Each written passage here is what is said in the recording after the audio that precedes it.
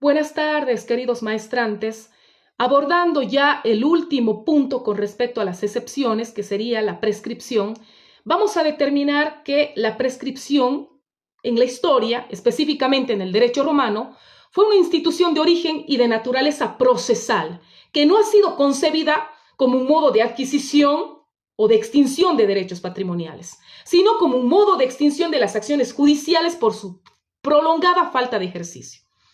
En este momento no es motivo como para ingresar a las diversas teorías que se tiene desarrollada al efecto. Simplemente corresponde precisar que desde su origen la prescripción no solo tuvo una connotación adquisitiva, sino también extintiva. En materia penal nos concierne determinar que estamos frente a una modalidad de prescripción extintiva. Al respecto, vamos a determinar diferentes sentencias constitucionales, entre las que vamos a nombrar la sentencia constitucional 0023-2007 de fecha 16 de enero, interpreta con respecto a la prescripción lo siguiente: de acuerdo a la doctrina, la prescripción se traduce en los efectos que produce el transcurso del tiempo sobre el ejercicio de una determinada facultad. Esta definición aplicada al ámbito penal significa la expresa renuncia por parte del Estado del derecho a juzgar debido al tiempo transcurrido. Conforme a ello, es el propio Estado el que a través de la norma penal establece los límites de tiempo en que puede ejercer la persecución penal. En este caso vamos a determinar qué es lo que establece nuestro ordenamiento jurídico. Al respecto, vamos a determinar estos plazos que establecen lo siguiente. En 8 años prescribe, ¿no?, para los delitos que tengan señalada una pena privativa de libertad cuyo máximo legal sea de 6 o más de 6 años, ¿no? Entonces, desde el punto de vista del derecho penal, la acción penal prescribe. Vamos a ir señalando 4 puntos importantes. ¿En cuánto tiempo prescribe? En 8 años para los delitos que tengan señalado una pena privativa de libertad cuyo máximo legal sea de 6 o más de 6 años. Ahora bien, respecto a los delitos sancionados con penas superiores a 6 años, se infiere que son aquellos que vulneran bienes jurídicos como ser la vida, contra la seguridad del Estado, entre otros. Otro punto: en 5 años para los que tengan señaladas penas privativas de libertad cuyo máximo legal sea menor de 6 y mayor de 2 años. En estos supuestos, los delitos no afectan de modo considerable los bienes jurídicos. Otro punto: en 3 años para los demás delitos sancionados con penas privativas de libertad, al igual que el siguiente supuesto, el grado de reproche respecto al hecho es menor. Y el otro punto: en 2 años para los delitos sancionados con penas no privativas de libertad. Ahora vamos a determinar cuándo es el inicio de la prescripción. Contando ya con los criterios que sustentan a la prescripción, ello subsumido a los plazos previstos en la norma adjetiva penal, corresponde determinar desde cuándo debe realizarse el cómputo para determinar esta prescripción. Para lo cual nuevamente debemos realizar una remisión a lo previsto por el artículo 30 de la ley 1970, que nos habla acerca del inicio del término de la prescripción. El término de la prescripción, determina esta normativa, empezará a correr desde la medianoche del día en que se cometió el delito o en que cesó su consumación. Cuando se trate de delitos contra la integridad corporal y salud o contra la libertad sexual de niñas, niños y adolescentes, el término de la prescripción comenzará a correr 4 años después de que la víctima haya alcanzado la mayoría de edad.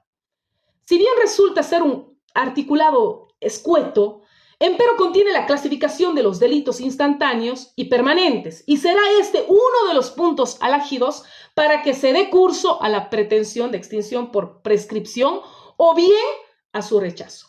Desde luego, una consideración diferenciada se tendrá respecto a los delitos contra la integridad corporal, salud y libertad sexual de menores de edad, modificación incluida en la ley 1173. Ahora bien, para el análisis del cómputo debemos tener en cuenta la clasificación de los tipos penales, y la doctrina entiende que los tipos penales se clasifican en según las modalidades de la acción, 2, según los sujetos y 3, según la relación con el bien jurídico. Dentro de la primera clasificación, tendremos una subclasificación relativa, que sería delitos de mera actividad y delitos de resultado. Y será precisamente en esta clasificación que se tendrá otra división, que es la que nos interesa con fines del estudio de la prescripción, para lo cual se recurre al criterio asumido por Santiago Mir Puig, y que determina esto. Tanto los delitos de mera actividad como los de resultado pueden dividirse en delitos instantáneos, permanentes y de estado. Según que la actividad o el resultado determine la aparición de un estado antijurídico de cierta duración, que serían los delitos permanentes, y delitos de estado, o no, delitos instantáneos. El ejemplo de delito instantáneo sería el homicidio, que se consuma en el instante en que se produce el resultado, sin que éste determine la creación de una situación antijurídica duradera. La muerte como estado naturalístico no puede considerarse antijurídica porque no puede ser removida por el hombre. Mayor dificultad encierra la discusión y la distinción de las otras dos clases de delitos. El delito permanente supone el mantenimiento de una situación antijurídica de cierta duración por la voluntad del autor, por ejemplo, detenciones ilegales. Dicho mantenimiento sigue realizando el tipo, por lo que el delito que sigue consumando, que se abandona la situación antijurídica.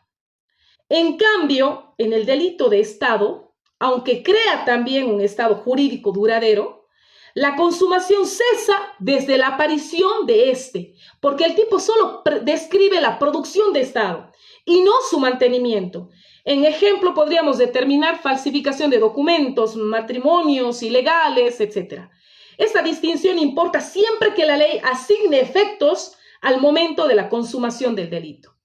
Prescripción deslinde de complicidad y encubrimiento. Actualidad de la legítima defensa, tiempo del delito.